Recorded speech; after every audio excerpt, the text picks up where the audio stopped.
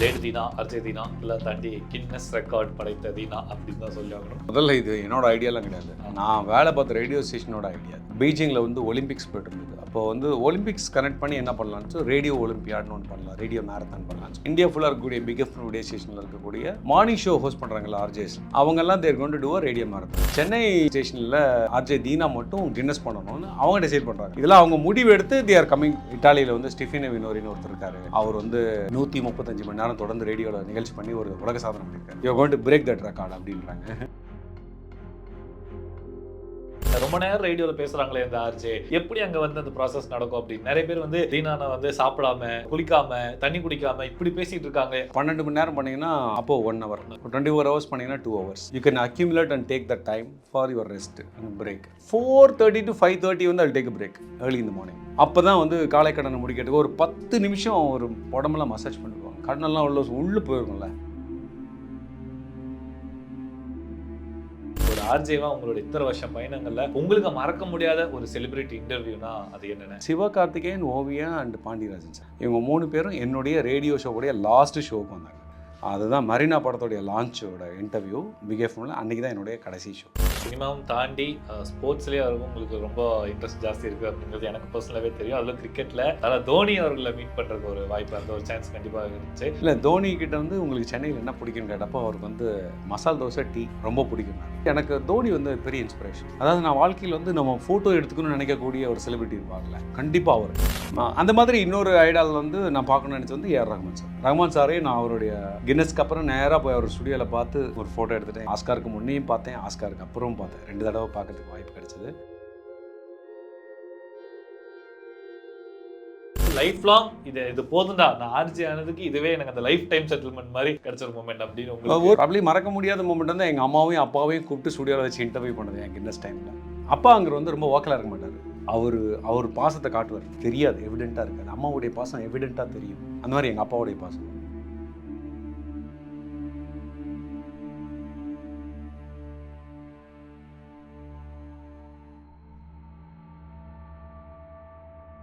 அரண்நாடு நேயர்களுக்கு அன்பு வணக்கம்.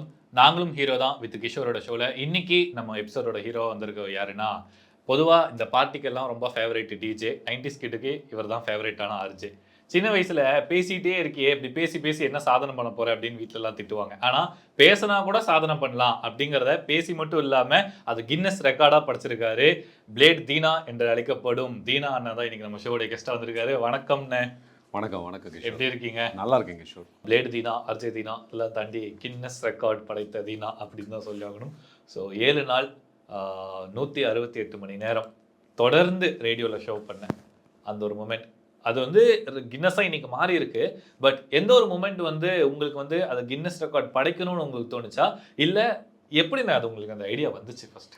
முதல்ல இது என்னோட ஐடியாலாம் கிடையாது. நான் வேலை பார்த்த ரேடியோ ஸ்டேஷனோட ஐடியா அது. ஓகே. ஆனால் பாம்பேயில் உட்காந்து ஒரு பெரிய டீம். அப்போ வந்து பீஜிங்கில் வந்து ஒலிம்பிக்ஸ் போய்ட்டு இருந்தது. அப்போ வந்து ஒலிம்பிக்ஸ் கனெக்ட் பண்ணி என்ன பண்ணலான்னு ரேடியோ ஒலிம்பியாட்னு ஒன்று பண்ணலாம், ரேடியோ மேரத்தான் பண்ணலான்னு சொல்லிட்டு இந்தியா ஃபுல்லாக இருக்கக்கூடிய பிகெஸ்ட் ரேடியோ ஸ்டேஷனில் இருக்கக்கூடிய மார்னிங் ஷோ ஹோஸ்ட் பண்ணுறாங்களா ஆர்ஜேஸ், அவங்கெல்லாம் தேர் கொண்டு டூ ரேடியோ மேரத்தான். ஸோ ஒருத்தர் 50 மணி நேரம் பண்ணுவான், ஒருத்தர் 100 மணி நேரம் பண்ணுவான் அப்படின்னு டிசைட் பண்ணுறாங்க.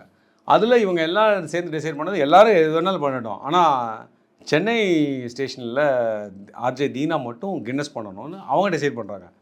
இதெல்லாம் அவங்க முடிவு எடுத்து தி ஆர் கம்மிங். இந்த மாதிரி ஒன்று இட்டாலியில் வந்து ஸ்டிஃபினோ வினோரின்னு ஒருத்தர் இருக்கார். அவர் வந்து 135 மணி நேரம் தொடர்ந்து ரேடியோவில் நிகழ்ச்சி பண்ணி ஒரு உலக சாதனை பண்ணியிருக்காரு. You going to break that record அப்படின்றாங்க. ஸோ அப்போ அந்த வாய்ப்பு நான் அதை அக்செப்ட் பண்ணிவிட்டு அதுக்காக என்னை ப்ரிப்பேர் பண்ணிவிட்டு ஐ டிட் இட். நான் நிறையா அதுக்காக ஹார்ட் ஒர்க் பண்ணேன்.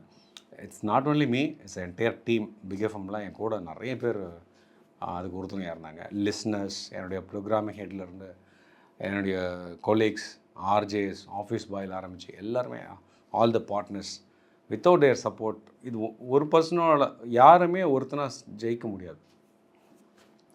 உசைன் போல்ட் தனியாக ஓடிட்டு நான் ஜெயிச்சேன்னு சொல்ல முடியுமா? உசைன் போல்ட் ஓடணுன்னா அவர் வந்து 9.58 ஓடுறாருன்னா 9.59 ஒருத்தன் பின்னால் ஓடி வந்ததுனால தான் அவர் ஜெயிச்சிருப்பார். அந்த 1 செகண்ட் டிஃப்ரெண்ட் தான் ஜெயிச்சிருப்பார். அவருக்கு கூட ஒரு 4 பேர் ஓடினா தான் அவர் வின் பண்ணான்னு சொல்ல முடியும். அப்போ ஒருத்தர் சாதிக்கிறான்னா அவன் ஒருத்தனால பண்ண முடியாது. ஸோ கூட இருக்கிறவங்க, மற்றவங்க support, moral support, physical support, mental support, இந்த மாதிரி நிறைய சப்போர்ட்ஸ் இருக்கும். அந்த சப்போர்ட் இல்லாத ஒரு மேனேஜ்மெண்ட்டோடைய சப்போர்ட், இவன் 168 மணி நேரம் பண்ணுறதுக்கு நம்ம எல்லோரும் முழிச்சிட்டு இருக்கணுமா? எனக்கு வேறு வேலை இல்லையா? இவன் ஒருத்தர் ரெக்கார்ட் பண்ணுறதுக்கு நான்லாம் கஷ்டப்படணுமா? அப்படி நினைக்கல. ஏய் நம்ம பையன் ஒருத்தன் பண்ணுறான்டா, சப்போர்ட் பண்ணாடா அப்படின்ட்டு. So they supported me and it has happened. Okay, ஒரு முன்னாள் ஆர்ஜேவா எனக்கு தெரியும் அந்த கின்னஸ் ரெக்கார்ட் படிக்கும் போது அந்த ப்ராசஸ் எப்படி இருக்கும்னு. ஆனால் லிஸ்னர்ஸ்க்கும் நேயர்களுக்கும் ஒரு ரொம்ப நாள் இருக்கிற டவுட், இந்த ரொம்ப நேரம் ரேடியோவில் பேசுகிறாங்களே இந்த ஆர்ஜே, எப்படி அங்கே வந்து அந்த ப்ராசஸ் நடக்கும் அப்படின்னு. நிறைய பேர் வந்து தீனானை வந்து சாப்பிடாம குளிக்காம தண்ணி குடிக்காம இப்படி பேசிகிட்டு இருக்காங்க அப்படின்னு ஒரு மித்து ஒன்று இருக்குன்னு. ஸோ அது எப்படின்னு? இல்லை அது எப்படின்னா, நீங்கள் கின்னஸ் பிரகாரம் பார்த்தீங்கன்னா 1 மணி நேரத்துக்கு 5 நிமிஷம் 5 மினிட்ஸ் பிரேக். இப்போ 12 மணி நேரம் பண்ணிங்கன்னா 60 நிமிஷம், அப்போது 1 hour. இப்போ 24 hours பண்ணிங்கன்னா 2 hours. You can accumulate and take the time for your rest and break. But I tend to that actually. அப்படி எடுக்கல. நான் எப்போவுமே என்னோட பஃபர் மட்டுமே ஒரு 5-6 மணி நேரம் வச்சுருந்தேன் 168 நேரம் முடிக்கும்போது. ஆனால் டெய்லி காலையில் வந்து 5 மணிலேருந்து லைக் 4:30 to 5:30 வந்து அது டேக் பிரேக் ஏர்லி இந்த மார்னிங். அப்போ தான் வந்து காலை கடனை முடிக்கிறதுக்கு ஒரு 10 நிமிஷம் ஒரு உடம்பெல்லாம் மசாஜ் பண்ணிவிடுவாங்க. கடனெல்லாம் உள்ளே போயிருக்கும்ல, வலிக்கும், மண்டெல்லாம் வலிக்கும். தூங்கவே டைம் கிடச்சிருக்காது. சுத்தம் தூங்கலாம் முடியாது, முடியவே முடியாது. எப்படி நீங்கள் 1 hourல தூங்கி எந்திரிச்சு குளிச்சுட்டு வந்து மறுபடியும் ஷோ பண்ணுமே. அது ஒரு குவிக் ஸ்னாப் அப்படிங்கிறத கூட பாட்டு போகும்போது சாப்பிட்டுக்குவேன். பாட்டு ஒரு 3 நிமிஷம் 4 நிமிஷம் பாட்டு போகும், அந்த கேப்பில் தான் சாப்பிடுவேன், அப்படியே ஷோ பண்ணுவேன். ஸோ இப்படி தான் நடக்கும். நாங்கள் சாப்பிட்றதுக்காகலாம் தனியாக போய் உட்காந்து இலை சாப்பாடெல்லாம் கிடையாது. அதெல்லாம் வரும், அந்த டைமுக்கு வரும், நீங்கள் சாப்பிட்ணும். அதுதான் நான் ஒரு ரெக்கார்ட் பண்ணும்போது, ஏன்னா எல்லாமே witnessing, no one cannot escape. எங்கேயோ ஒருத்தன் உட்காந்துருக்கான் பண்ணுறான்லாம் இல்லை. கம்ப்ளீட்லி வந்து கேமராஸ் வச்சு ரெக்கார்ட் பண்ணாங்க. நீங்கள் சொல்லியிருந்தீங்க உங்களோட இன்டர்வியூ வந்து அந்த வாசகத்தில் வந்தப்போ அம்மா ரொம்ப ஹாப்பியானாங்க வீட்டில் அப்படின்னு. ஸோ ஆர்ஜேக்கு அவரோட இன்டர்வியூ வரதோட அவர் நிறைய பேர்த்து இன்டர்வியூ எடுக்கும்போது அந்த ஆர்ஜேக்கு ஒரு செல்ஃப் ஹாப்பினஸ் இருக்கும். ஸோ அந்த வகையில் ஒரு ஆர்ஜேவா உங்களோட இத்தனை வருஷம் பயணங்களில் உங்களுக்கு மறக்க முடியாத ஒரு செலிபிரிட்டி இன்டர்வியூனா அது என்னென்ன? அண்ட் உங்களுக்கு ஒரு விஷயம் இருக்கும், இவங்களை இன்டர்வியூ நான் இனி எடுத்துருக்கலாமோ அப்படிங்கிற ஒரு விஷயம் இருக்கும். ரெண்டு சேர்த்து எனக்கு உண்மையிலேயே இன்டர்வியூலாம் பயங்கர எனக்கு எக்ஸைட்டே ஆகலை. இன்டர்வியூஸ் வந்து நான் எக்ஸைட் ஆகவே மாட்டேன். எனக்கு என்னென்னா, நம்ம நிறைய நேரங்களில் செலிபிரிட்டி கூப்பிட்டு இன்டர்வியூ பண்ணும்போது என்ன ஆகுன்னா, அவங்கள ப்ளீஸ் பண்ணுற மாதிரியான கேள்விகளில் தான் நம்ம வைப்போம். சார் நீங்கள் அந்த படத்தில் பண்ணீங்களே, செம்மையாக பண்ணுவீங்க சார், இப்படியே தான் பேசிகிட்டு இருப்போம். நீங்கள் ஹார்டான ஒரு கொஷின்லாம் கேட்க முடியாது. அது இல்லாமல் ரொம்ப டைரெக்டாக இருக்கும். அவங்க சினிமா ப்ரொமோஷனுக்காக வந்திருப்பாங்க, அந்த படத்தை பற்றி 4 கேள்வி ரெடி பண்ணி வச்சுருப்பேன். இப்படி தான் நம்ம போவோம். ஏன்னா கமர்ஷியலாக தானே பண்ணுவோம். இப்போது விஜய் சேதுபதி வந்தாருன்னா, விஜய் சேதுபதியோட அதர் சைட் ஆஃப் லைஃப் என்ன, ஸோ நீங்கள் என்ன காலைல எழுந்திரிச்சு எக்ஸசைஸ் பண்ணுவீங்களா, இல்லை ஏதாவது பண்ணுவீங்களா, என்ன பண்ணுவீங்க, என்ன நேரத்துக்கு எந்திரிப்பீங்க, இப்போ இதெல்லாம் கேட்டால் ஒரு இன்ட்ரெஸ்டிங்காக இருக்கும் பேசுகிறதுக்கு. விஜய் சேதுபதி நம்மள மாதிரி தான் போலுக்கு 6 மணிக்கு எந்திரிச்சிருவார் அப்படின்னு நம்ம பேசுவோம்ல. அந்த மாதிரிலாம் பேச மாட்டோம். அதனால வந்து எனக்கு பெரிய எக்ஸைட்மெண்ட்லாம் கொடுத்தது கிடையாது. ஆனால் ஒரு இன்டர்வியூ, மறக்க முடியாத இன்டர்வியூ வந்து சிவகார்த்திகேயன், ஓவியா அண்ட் பாண்டியராஜன் சார், இவங்க 3 பேரும் என்னுடைய ரேடியோ ஷோவுடைய லாஸ்ட்டு ஷோவுக்கு வந்தாங்க. அதுதான் மரீனா படத்தோடைய லான்ச்சோட இன்டர்வியூ பிக் எஃப்எம்ல. அன்றைக்கி தான் என்னுடைய கடைசி ஷோ. ஸோ அதனால் அந்த இன்டர்வியூ மறக்க முடியாது. இன்றைக்கி தம்பி சிவா வந்து is in to different league. I am super happy. 2 தடவை தம்பி இன்டர்வியூ பண்ணியிருக்கேன். ஒன்று வந்து கலக்கப்போவது யாரில் இருந்தப்போ ரேடியோ பார்ட்னராக இருந்தோம். அப்போ வந்து இந்த வாரம் பெஸ்ட் பர்ஃபார்மர்ஸ் வந்து ரேடியோவில் வந்து என் ஷோவில் வருவாங்க. அதில் சிவா ஒரு டைம் வந்திருந்தார்.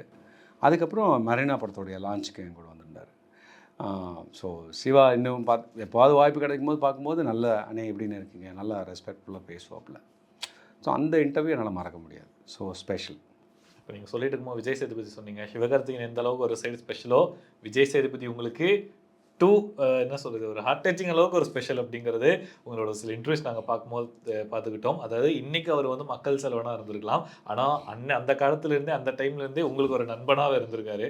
ஸோ விஜய் சேதுபதியை சந்திச்சு அந்த ஒரு நாட்கள், அந்த பெரிய அப்படியே கிரேட் ஃப்ரெண்ட்ஸு, திக் ஃப்ரெண்ட்ஸ்லாம் இல்லை. சரி, அது வந்து ஒரு மீடியாவில் இருக்கார், அவர் ஒரு ரெஸ்பெக்டட் பொசிஷனில் இருக்கார். அந்த மியூச்சுவலாக ஒரு ரெஸ்பெக்ட் நமக்கு தெரியும். அவர் கூட வந்து ரொம்ப நெருங்கி பழகி ட்ராவல்லாம் பண்ணல. கிடைச்ச நேரம் வாய்ப்புகள்லாம் வந்து ஒரு மதிப்பு இருக்குல்லங்க, ஒரு வேல்யூ தான். ஸோ நம்ம என்ன கொடுக்குறோமோ அதானே திரும்பி வரும். ஸோ அந்த இதில் ஐ ரெஸ்பெக்ட் ஹிம். லைக் அவருடைய ஃபஸ்ட்டு படம் வந்து தென்மேற்கு பருவக்காற்று படமெல்லாம் எடுத்துட்டாங்க. படம் ப்ரொமோஷன்ஸுக்காக கலைஞர் டிவியில் ஒரு ஷோ ரெக்கார்ட் பண்ணோம். ஸோ ஒரு டெலிவிஷனுக்காக. அதில் சீனு ராமசாமி சார், அப்புறம் ரகுநந்தன் மியூசிக் டைரக்டர், அவர், அப்புறம் நம்ம விஜய் சேதுபதி, அப்புறம் அந்த படத்தில் லீட் பண்ண அந்த பொண்ணு, அவங்க பேர் எனக்கு சரியாக ரீட்டா ஏதோ ஒன்று நினைக்கிறேன். அவங்க வந்திருந்தாங்க. அவங்கள வந்து ஃபுல்லாக ஒரு 1.5 ஹவர்ஸ் இன்டர்வியூ பண்ணோம். அது பேசி முடிச்சுட்டு நான் வெளியில் வந்தப்போ விஜய் சேதுபதி இருக்கார்ல, அப்போ வந்து ஏதோ ஒரு பைக்கில் தான் வந்திருந்தார். நானும் பைக் தான் வச்சுருந்தேன் அப்போ. அவன் இன்டர்வியூலாம் முடிச்சுட்டு கீழே வந்து அந்த அண்ணா அறிவாலயத்தில் வெளியில் வந்து ஒரு பெரிய மரம் இருக்குது. அந்த மரத்துக்கு கீழே நின்றுட்டு இருந்தார். நல்லா வந்துடணும் பிரதர் அப்படின்னு அவர் சொல்லிக்கிறாரு. இல்லை விஜய், நல்லா அந்த 2-3 பாட்டெலாம் பார்த்தேன். சீனு ராமசாமி சார் சொல்கிறதெல்லாம் பார்க்கும்போது இவ்வளோ ஹார்ட் ஒர்க் பண்ணியிருக்கீங்க, டெஃபினெட்லி நீங்கள் பெரிய இடத்துக்கு வருவீங்க அப்படின்றாரு. தேங்க்யூ பிரதர், நீங்கள் சொல்கிறது நடக்கணும் அப்படின்றாரு. நடக்கும்னு நான் சொன்னேன். நான் சொன்னதுனாலலாம் இல்லை, அவருடைய ஹார்ட் ஒர்க்கு, பெர்சிவரன்ஸு அண்டு அந்த துறையில் அவருடைய ஈடுபாடு தான் அவர் இவ்வளோ பெரிய ஆளாக கொண்டு வந்திருக்கு. அதே விஜய் சேதுபதியை துபாயில் ஒரு இடத்துல நான் பார்க்கறதுக்கு எனக்கு மறுபடியும் மீட் பண்ணுறேன். அப்போது ஒரு ரேடியோ ஸ்டேஷனை வந்து ஹெட் பண்ணிகிட்ருக்கேன். அப்போ வந்து அவரோட ஹோட்டல் ரூமுக்கே அவர் சொல்லிட்டார், தினா என்ன நீங்கள் சொல்லியிருக்க வேண்டியதானே. அப்படி எப்படின்னா, ரொம்ப வருஷமாக உங்களோட ட்ராவல் பண்ணால் ஒரு ஃப்ரெண்ட் எப்படி பேசுவார் அப்படி தான் அவர். உடனே தீனா இல்லை அதெல்லாம் ஒன்றும் இல்லை, நீங்கள் நேராக ரூமுக்கு வந்துருங்க, நாளைக்கு காலையில் வந்துருங்க, ரூமுக்கு வந்துருங்க. ரூம் போனேன், ஒரு டீலாம் ஆர்டர் பண்ணார். எல்லாம் குடிங்க அப்படி குளிச்சுட்டு அப்போ தான் ரெடி ஆகிட்டு இருக்காரு. ஃப்ளைட் அவர் கிளம்புறாரு. கிளம்புல ஒரு 1 ஹவர் இன்டர்வியூ கொடுத்தாரு. அப்போ வந்து ஒரு விஷயம் சொன்னார். நான் பிக் எஃப்எம்மில் வந்து ரேடியோ ஜாக்கியாக இருந்தப்போ அவர் வந்து சினிமாக்கெல்லாம் வரதுக்கு முதல்ல ஆர்ஜே ஆகணுங்கிற ஒரு எண்ணத்தில் நிறைய ரேடியோ ஸ்டேஷன் போனாராம். நீங்கள் அப்போது பிக் எஃப்எம்மில் ஒர்க் பண்ணிட்டு இருந்தேன். ஓகே, இது அந்த ஒரு ஆடியோ கிளிப் கூட அவர் சொன்ன ஆடியோ கிளிப் கூட நான் வந்து என்னோட சோஷியல் மீடியாவில் ஷேர் பண்ணியிருக்கேன். ஓகேண்ணா. அப்போ அவர் வந்து பிக் எஃப்எம்மில் இந்த ஆடிஷன் கொடுக்கறதுக்காக வெயிட் பண்ணிட்டு இருந்திருக்காரு. அப்போ அவர் விஜய் சேதுபதினு அப்போ எனக்கு தெரியாது. இதெல்லாம் வந்து தென்மேற்கு பருவக்காற்றுக்கு முன்னே. அப்போ நான் வந்து ஷோ முடிச்சுட்டு வெளியில் வரும்போது இந்த மாதிரி யாராவது பசங்க ஆடிஷனில் வந்தாங்கன்னா நான் அவங்களுக்கு பார்த்து பேசுவேன். தம்பி பதறப்படாத, டென்ஷன் ஆகாத, ஏன்னா நம்மளும் அந்த இடத்துல இருந்தால் நான் வந்திருக்கோம். வர பசங்களாம் ஒரு பெரிய ட்ரீமோடு வந்திருக்காங்க. அப்போ என்னால் முடிஞ்சது என்னென்னா, நல்லா கான்ஃபிடென்ட்டாக பண்ணுங்கள், நீங்களாக இருங்க, பி யுவர் செல்ஃப், அதான் நான் சொல்லுவேன். நீ யார் மாதிரியும் இமிட்டேட் பண்ணாத, ட்ரை பண்ணாத, நீ என்ன ப்ரிப்பேர் பண்ணுறது அதை கான்ஃபிடென்ட்டாக பண்ணு, தப்பு ரைட்டும் அப்படின்னு நீங்கள் கான்ஃபிடென்ட்டாக பண்ணுங்கள் கைஸ், நல்லா ஜாலியாக பண்ணுங்கள், எனர்ஜெட்டிக்காக பண்ணுங்கள் அப்படின்னு நான் சொன்னேன். அப்போ அவர் சொல்லும்போது, தீனா வந்து அப்போ பெரிய ஆர்ஜு, அது எனக்கு சொல்லணும்னு அவசியம் இல்லை, அந்த மனுஷன் போகிற போக்கில் இந்த ஒரு விஷயத்தை நின்று சொல்லிட்டு போகிறாரு அப்படிங்கிறத ஏன் நானே மறந்துட்டேன். என்னுடைய மெமரியிலே அது இல்லை. அவர் சொன்ன பிறகு தான் இது ஒரு ட்ரிவியாவுன்னு எனக்கு தெரிய வந்தது. அவர் சொன்ன பிறகு தான் இது ஒரு ட்ரிவியா அப்படின்னு எனக்கு தெரிய வந்தது. ஸோ பெரிய தேங்க்ஸ் இந்த நேரத்தில். ஸோ அவ்வளோதாங்க. ஸோ லைஃப்பில் வந்து நமக்கு ஒரு வாய்ப்பு கிடச்சிருக்கு, அந்த வாய்ப்பை நல்ல மாதிரி பயன்படுத்தணும். அது whichever the medium we are, whether we are in social media, radio, ஒரு டெலிவிஷன் ஆர் பெரிய மீடியம் சினிமா, எதுவாக இருந்தாலும் சரி, அங்கே வந்து பெட்டராக எப்படி நம்மளுடைய டேலண்ட்ஸை எக்ஸ்ப்ரெஸ் பண்ணுறது, அது மூலமாக ஒரு என்டர்டெயின்மெண்ட் மூலமாக கூட ஒரு சேஞ்சு கொண்டு வரலாம், ஒரு மாற்றத்தை உருவாக்கலாம் இல்லையா? அப்படி தான் நிறையா ரெவல்யூஷன்ஸ் நடந்திருக்கு. அப்போது என்னை தாண்டி சினிமாவை விட அதிகமாக இன்ஃப்ளூயன்ஸ் பண்ணுறது வந்து எனக்கு டிஜிட்டல் மீடியாக்குங்க. ஏன்னா டெய்லி நம்மளோடவே இருக்குது, நம்ம கூட தூங்கும்போது கூட இருக்குது, பாத்ரூம் போனால் கூட இருக்குது, குளிக்கும் போது கூட இருக்குது, ஆஃபீஸ் போனால் கூட இருக்குது, எல்லா இடத்துலையுமே. இப்போ நம்ம என் சட்டை என் கூட இருக்கோ இல்லையா, என் ஃபோன் எப்போவுமே என் கூட இருக்குது. ஸோ அப்படி அந்த டிஜிட்டல் மீடியம் வந்து நம்மளோட ட்ராவல் பண்ணிகிட்டே இருக்குது, part of our life now. Smart phones are not a phone, that is, அது என்னோட இன்னொன்று, அது நான் என்னென்ன லைக் பண்ணுறேன், என்னுடைய பர்சனல் எல்லாமே அங்கே தான் இருக்குது. ஸோ அப்படியா ஒன்றிட்டோம் நம்ம மீடியமில். அந்த மீடியமில் வந்து நிறைய பேர் இன்ஃப்ளூயன்சர்ஸ், க்ரியேட்டர்ஸ், இந்த மாதிரி நிறைய பேர் இருக்காங்க. ஸோ அவங்களுக்கெல்லாம் ஒரு பொறுப்பு இருக்குன்னு நினைக்கிறேன். அவங்கெல்லாம் ரெஸ்பான்சிபிளாக நம்ம பண்ணால், நான் என்னோடய சோஷியல் மீடியா கண்டென்ட்டில் நம்மளை பூமர்னு கூட சொல்லுவாங்க, ஏதாவது நம்ம கருத்து சொன்னோம்னா, நான் எப்போவுமே பாசிட்டிவாக மட்டும்தான் பேசுவேன், நெகட்டிவான விஷயம் பேச மாட்டேன். ஸோ ஏன்னா லைக் நெகட்டிவான விஷயந்தான் நிறைய ரீச் ஆகும். இப்போது வைரஸ் தான் பரவும், வைரஸ் இஸ் நாட் குட், அது ஸ்ப்ரெட் ஆகும். பட் அது என்ன தெரியுமா ஆகும், ஒரு மேலே போயிட்டு ஒரு வேவ் போயிட்டு மறுபடியும் இறங்கி அது ஒன்றும் இல்லாமல் போயிடும். அந்த மாதிரி தான் நெகட்டிவான விஷயங்கள் உடனே போய் உங்கள் மைண்டில் போய் டாப்பில் போய் உட்காரும், கொஞ்ச நேரம் அதை ஆக்குபை பண்ணிகிட்டே இருக்கும் உங்களை, ஆனால் கீழே இறங்கும். இப்போ வந்து there is something called tool scrolling. Tool ஸ்க்ரோலிங்னு என்ன தெரியுமா, எதுக்கு பண்ணுறீங்கன்னே தெரியாமல் நீங்கள் உட்காந்து மொபைல் ஃபோனில் இப்படி தள்ளிட்டே இருப்பீங்க, that is called tool scrolling. அந்த டூல் ஸ்க்ரோலிங்கில் நம்ம கன்சியூம் பண்ணுற விஷயமெல்லாம் என்ன தெரியுமா, எல்லாம் நெகட்டிவ்ஸ், மர்டர்ஸு, ஸோ இல்லிசிட் கான்டென்ட்ஸு, இதுதான். இதை டூல் ஸ்க்ரோல் பண்ண பண்ண பண்ண பண்ண பண்ண என்ன ஆகும்னா உங்கள் மைண்டு ஃபுல்லாக நெகட்டிவிட்டியில் போய் ஃபில் ஆகிடும். ஸோ ஆன்சைட்டி க்ரியேட் பண்ணும். நீங்கள் ஒரு பாசிட்டிவான பர்சனாக இருந்தால் கூட நம்ம ஐயோ உலகமே இப்படியோ, வேலை நம்ம மட்டும் இப்படி இருக்குமா, நானும் மாறிடலாமா அப்படிலாம் தோணுமா. ஸோ நம்மளுக்கு தெரிஞ்சோ தெரியாமலோ நம்ம அதை கன்சியூம் பண்ணிகிட்டே இருக்கிறோம். அது ஸோ அடிக்ஷன் ஆகாமல் அதுலேருந்து வெளியில் வரணும். இப்போ சினிமாவும் தாண்டி ஸ்போர்ட்ஸ்லேயே அவருக்கு உங்களுக்கு ரொம்ப இன்ட்ரெஸ்ட் ஜாஸ்தி இருக்குது அப்படிங்கிறது எனக்கு பர்சனலாகவே தெரியும். அதில் கிரிக்கெட்டில் தலை தோனி அவர்களை மீட் பண்ணுறதுக்கு ஒரு வாய்ப்பு, அந்த ஒரு சான்ஸ் கண்டிப்பாக இருந்துச்சு. ஸோ அந்த ஒரு மூமெண்ட் நடந்தது எப்படின்னா, அண்ட் தோனி அவர்கள் உங்ககிட்ட சொன்ன விஷயம் அதை பற்றி ஷேர் பண்ணுங்க. இல்லை, தோனி கிட்ட வந்து உங்களுக்கு சென்னையில் என்ன பிடிக்குன்னு கேட்டப்போ அவருக்கு வந்து மசால் தோசை, டீ ரொம்ப பிடிக்குன்னாரு. லைக் ஆனால் இவரை மீட் பண்ணுறதுக்கு வந்து எனக்கு தோனி வந்து பெரிய இன்ஸ்பிரேஷன். ஓகே, அதாவது நான் வாழ்க்கையில் வந்து நம்ம ஃபோட்டோ எடுத்துக்கணும்னு நினைக்கக்கூடிய ஒரு செலிபிரிட்டி இருப்பார்ல, கண்டிப்பாக அவர். ஆனால் அவர் கூட ஃபோட்டோ எடுத்துட்டேன், அவர் கூட ஒரு செல்ஃபியும் எடுத்துக்கிட்டேன் நான்.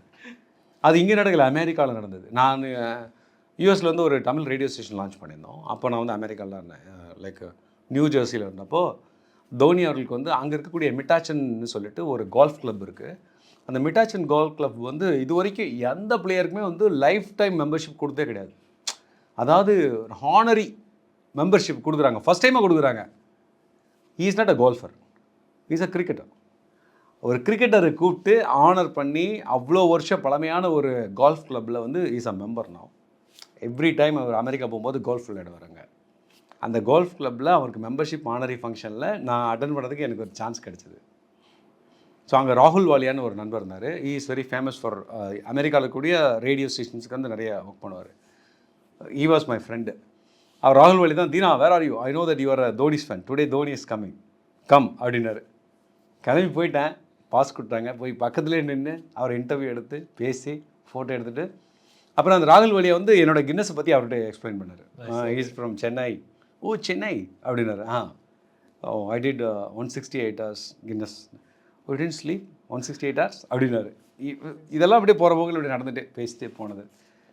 That moment I can't forget. அவர் ஸ்பெஷல். ஏன்னா நம்ம ஒரு ஐடலாக நீங்கள் சொன்ன ஒரு இன்ஸ்பிரேஷன் நினைச்ச ஒருத்தரை மீட் பண்ண சான்ஸும் கிடைச்சிருக்கு. அட் த மூமெண்ட் நம்மளுடைய ப்ரொஃபஷன் பற்றி அவர் கொடுத்த அந்த ஒரு காம்ப்ளிமெண்ட் அது ஹாப்பி தானேங்க. சரி, அவருக்கு எதெல்லாம் ஞாபகத்தில் கூட இருக்காதுங்க. போகிற போக்கில் அப்படியே அப்படின்னு போவாங்க.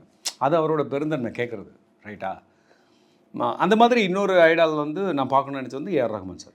ரஹ்மான் சாரையும் நான் அவருடைய கின்னஸ்க்கு அப்புறம் நேராக போய் அவர் ஸ்டுடியோவில் பார்த்து ஒரு ஃபோட்டோ எடுத்துகிட்டு என் கின்னஸை பற்றி அவர்கிட்ட சொல்லியிருந்தாங்க. அவங்க ஆஃபீஸில் வேலை பார்க்குறவங்களாம் என்னை ஃபாலோ பண்ணியிருந்து இந்த மாதிரி ஹஸ் டன் திஸ் அப்படின்னு சொல்லிட்டு இஸ் யுவர் ஃபேன் அப்படின்னு சொல்லி அவரை போய் பார்த்தேன். நான் ஆஸ்காருக்கு முன்னையும் பார்த்தேன், ஆஸ்காருக்கு அப்புறமும் பார்த்தேன். 2 தடவை பார்க்கறதுக்கு வாய்ப்பு கிடச்சிது. ஒரு மாற்றமும் இல்லை, அப்படியே இருந்தார். ஸோ அப்போ தான் தெரிஞ்சது இந்த நிறைகுடம் தழும்பாதுன்னு சொல்லுவாங்க. ஸோ இந்த அறையாக இருக்கிற குடம் தான் ரொம்ப தழும்பும். ஸோ எவ்வளோ ஹைட்டுக்கு போனாலும் பீயிங் கிரவுண்டட் அப்படிங்கிறது வந்து ரொம்ப முக்கியம். அது இது தோனிக்கிட்டேயே நான் அதை பார்த்தேன். அவர்கிட்டே இந்த ஹம்பிள்னஸ் அண்ட் ஆட்டிடியூடே கிடையாது.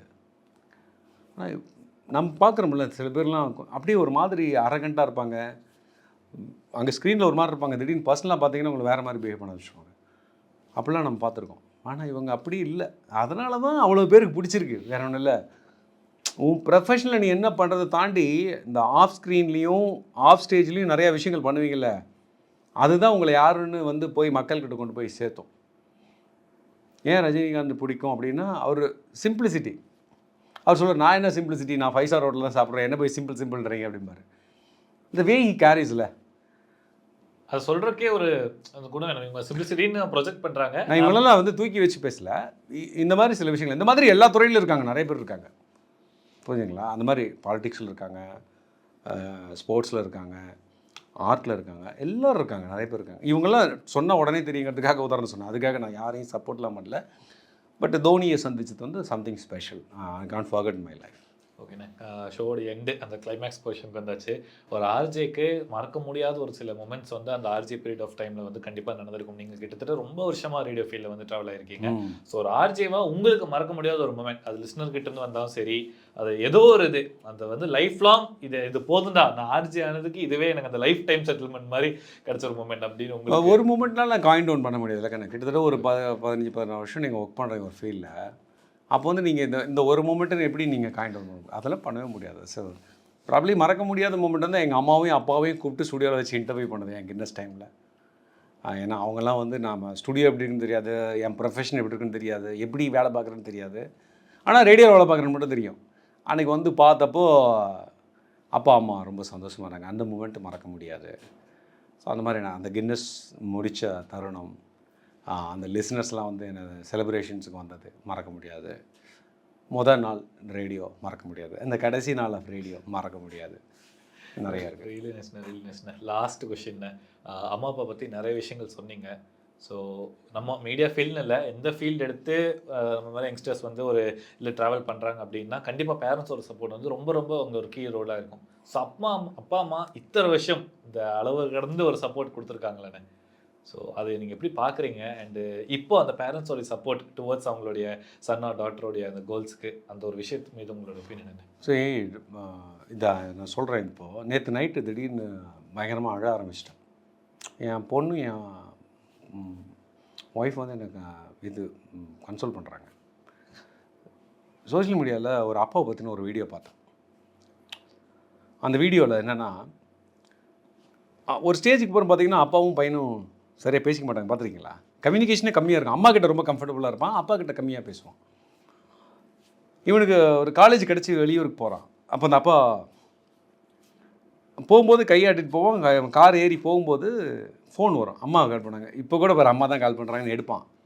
எடுத்தோன்னே அவங்க அம்மா வீடியோ ஆன் பண்ணுவாங்க. வீடியோ ஆன் பண்ண பிறகு வீட்டில் அவங்க அப்பா என்ன பண்ணுறாருன்னு பார்த்தா, அவன் இருந்த ரூமு, அவன் தொட்டு இதெல்லாம் தொட்டு பார்ப்பார். அவனை மிஸ் பண்ணுவார். அதை பார்த்தோன்னே இவனுக்கு கண் கலங்கிடும். அப்பா அங்கே வந்து ரொம்ப ஓக்கலாக இருக்க மாட்டார். அப்பா வந்து ரொம்ப ஓக்கலாக எல்லாத்தையும் சொல்லிக்க மாட்டார். ஆனால் அவர் பாசத்தை காட்டுவார். அது தெரியாது, எவிடெண்ட்டாக இருக்காது. அம்மாவுடைய பாசம் எவிடெண்ட்டாக தெரியும். அந்த மாதிரி எங்கள் அப்பாவுடைய பாசம். திடீர்னு அப்பா நான் ரேடியோவில் ஃபஸ்ட் நாள் கிடைச்சோடனே அந்த கின்னஸ் அப்பா அவரோட எக்ஸைட்மெண்ட்டு, என்னோடய இன்டர்வியூ வந்தோடனே அந்த புக்கெல்லாம் ஊர் ஃபுல்லாக வாங்கிட்டு போய் எல்லா கதவும் தட்டி எல்லோரும், என்னோடய இன்டர்வியூ ஃபஸ்ட்டு வந்தப்போ நிறையா புக்ஸ் வாங்கிட்டு போய்ட்டு எல்லார் வீட்லேயும் பாரு என் பையன் இன்டர்வியூ வந்திருக்குன்னு கொடுத்தாரான். ஸோ எங்கள் அப்பாவுடைய சான்ஸே இல்லை. இஸ் அ கிரேட்டஸ்ட் ஹியூமன் வச்சுக்கோங்களேன். எல்லா அப்பாவும் அவங்கவுங்களுக்கு ஹீரோ. எங்கள் அம்மாவும் ஹீரோ தான். ஓகே, பட் எங்கள் அப்பா என்னென்னா அந்தளவுக்கு நான் செலிப்ரேட் பண்ணாமல் போயிட்டோமே அப்படின்னு நினச்சி அந்த வீடியோ வந்து ஒரு தாக்கத்தை ஏற்படுத்துச்சு. அழுறேன் ஒரு 20 நிமிஷம் அழுறேன். தண்ணியாக ஊற்றுது. என்னால் கண்ட்ரோலே பண்ண முடியல. நைட் ஃபுல்லாக அப்பா ஞாபகம் வந்துகிட்டே இருக்குது. ஸோ என் பொண்ணு வந்து என்னை அப்போ நான் அப்பாவாகிற ஸ்தானத்தில் தான் நான் நினச்சி பார்க்குறேன். ஸோ நம்ம அப்பாவும் இப்படி தானே நமக்காக எவ்வளோ சாக்ரிஃபைஸ் பண்ணியிருப்பார், எவ்வளோ மெனக்கெட்டிருப்பார் அப்படின்னு நான் கனெக்ட் பண்ணிக்கிறேன். அவங்க இருந்தப்பெல்லாம் நம்ம வந்து வாய்ப்பு விட்டுருவோம். அவங்க கூட சரியாக பேச மாட்டோம், டைம் இல்லாமல் பிஸியாக இருக்கமோ, அதெல்லாம் போய் இன்றைக்கி மோஸ்ட்லி அப்படி தானே போயிட்டுருக்கு. இல்லை, ஆமாம் கண்ணு, சாரி டு டிசப்பியர். இன்றைக்கி அப்பா அம்மா 2 பேருமே இல்லை, நோ மோர். பட் ஸ்டில் அந்த மெமரிஸ் எல்லாம் யாராலையும் எடுக்க முடியாது இல்லை கண்ணு. டில் நம்ம வாழ்க்கை முடிகிற வரைக்கும் அவங்க நம்மளோட ட்ராவல் பண்ணுவாங்க. அந்த மெமரிஸ்லாம் ட்ராவல் பண்ணும். பட் அதை நினச்சி பார்க்குறதுக்கு நேரம் இருக்காது. அப்போ இந்த நேரத்தில் இந்த சோஷியல் மீடியாவுக்கு ஒரு பெரிய தேங்க்ஸ் சொல்லணும். அப்போ எவ்வளோ நெகட்டிவான விஷயங்கள் வர இடத்துல ஒரு நல்ல விஷயம் எனக்கு ட்ரிகர் பண்ணுது பாருங்கள். அதை ட்ரிகர் பண்ண பிறகு எங்கள் அப்பாவை பற்றி ஞாபகம் வந்து நான் கனெக்ட் பண்ணுறேன். அப்பா பண்ண நல்ல விஷயங்கள், அப்பாவோடைய மூமெண்ட்டு, பஸ்ஸெல்லாம் ஏற்றி விட்டுட்டு பஸ்ஸு போகிற வரைக்கும் நகர மாட்டாருங்கண்ணே. நம்ம காலேஜ் படிக்கும்போது லைக் இந்த லீவ் வரும்ல, செமஸ்டர் லீவ், வீட்டுக்கு வரோன்னா இப்படி ஃபேன் ஓடிட்டு தான் ஃபேனுக்கு அடியில் படுக்க விட மாட்டார். ஃபேன் மேலே விழுந்துடும், தள்ளி போடு. அப்படி அக்கறை டு த கோர். பீரோனா பீரோ பக்கத்தில் படுக்க விட மாட்டார். பீரோ சாஞ்சிடுச்சுன்னா அது வந்து அவரோட என்னப்பா இப்படி இருக்கீங்க அப்படின்னு நமக்கு தோணும். அதுதான் அவரோட பாசம். போய் தண்ணி எடுத்துகிட்டு வருவார். தண்ணி பிடிச்சி வந்து தண்ணி சுடு தண்ணி, அப்பா நார்மல் தண்ணியில் குடிக்காதப்பா, நீ இன்ஜினியரிங் படிக்கிறேன், இதில் குளிப்பா அப்படிம்பாரு. அவ்வளோ சரி, எப்படி தாங்கியிருக்காரு பாருங்க. அப்போ நம்மளாம் எப்படி ட்ரீட் பண்ணோம் அந்த அப்பாவையும் அம்மாவையும். இந்த ஜென்ரேஷன் வந்து உங்களுக்கெல்லாம் ஐடால் வச்சுக்கோங்க. உங்களுக்கெல்லாம் ஃபாலோலாம் பண்ணுங்க. அந்த ஐடாலுக்கு எவ்வளோ முக்கியத்துவம் தரீங்களோ அது மாதிரி ஒரு 100 மடங்கு முக்கியத்துவத்தை உங்கள் அப்பா அம்மா கொடுங்கன்னு சொல்கிறேன். அவங்க தானே உண்மையான கடவுள். கரெக்டாக கண்ணு? கரெக்ட். இப்போ நம்மளுக்கு பிடிச்ச ஒருத்தர், நான் சொன்ன ஒரு தோனி தான் எனக்கு இன்ஸ்பிரேஷன். பட் ரியல் இன்ஸ்பிரேஷன் நம்ம அப்பா அம்மா தானே. செட்லி அவங்க மெனக்கெட்டு அவங்க கடனை உடனேப்பட்டு whatever we are today, அவங்க இல்லைன்னா நம்ம இல்லை. அதை நம்ம நினச்சி பார்த்துக்கணும்.